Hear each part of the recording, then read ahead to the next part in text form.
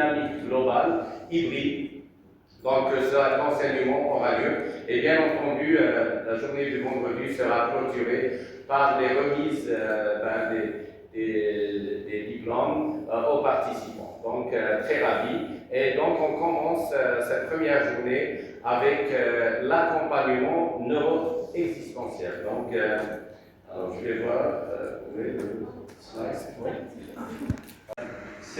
Pour moi, c'est un élément important dans la prise en charge de toute personne.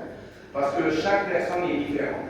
Si on est 8 milliards de personnes dans le monde, il y a 8 milliards de singularités. Et je vais vous apprendre à être détaché dans votre vérité absolue pour prendre en considération que chaque personne est différente. Et si chaque personne est différente, c'est que quelque part, il faudrait une médecine pour chaque personne. Donc toute médecine ne doit être que personnalisée pour être efficace. Bon, certes, l'enseignement est là pour vous donner des éléments pédagogiques, voire andrologiques, parce qu'il faut savoir que la pédagogie, c'est pour les enfants, et l'andrologie, c'est pour les adultes. Donc, on est en andrologie aujourd'hui. Cet enseignement qui nous permet de mettre à jour nos données. C'est quand quelqu'un qui a un permis de conduire, bon, c'est bien beau, c'est nécessaire, c'est obligatoire, mais bien conduire est une autre chose, c'est un art. Donc la même chose dans la médecine, et tous les ténors de la médecine reconnaissent dans la médecine que c'est un art avant d'être une science et une thérapie, une prise en charge. Donc, soit vous êtes artiste, soit vous ne l'êtes pas, et quelque part, beaucoup de choses vont vous échapper dans la prise en charge médicale. Donc, c'est dans cette dynamique qu'on va essayer de partager des éléments de la compréhension. Alors, un élément très important, c'est la définition du mode opératoire itératif inné. Il faut savoir que chaque âme est une singularité quantique. Elle est la seule à être qui elle est, tout en portant la conscience du tout.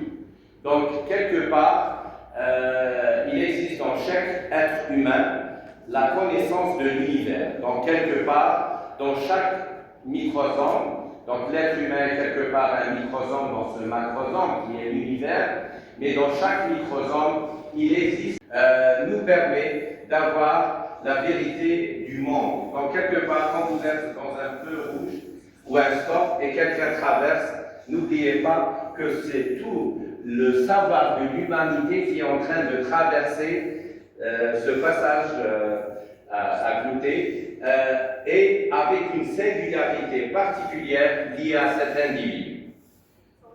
Donc, le mode opératoire identitaire itératif, donc on peut l'appeler, c'est MO2I, donc c'est soit mode opératoire itératif inné, mais il peut être nommé également mode opératoire identitaire itératif. Donc cette personne interagit de la même manière à chaque fois avec un mode spécifique à elle. Donc ça c'est important. C'est la façon unique qu'a une personne à gérer son temps, son espace, ses relations et ses possessions. Et chaque individu peut être, c'est comme une empreinte, il y a l'empreinte digitale, il y a l'empreinte de graphologie, donc la manière d'écrire, il y a l'empreinte du faciès, il y a l'empreinte de l'iris, donc quelque part au niveau de la pupille des yeux, mais également il faut savoir que le mode opératoire identitaire itératif est spécifique à chaque personne.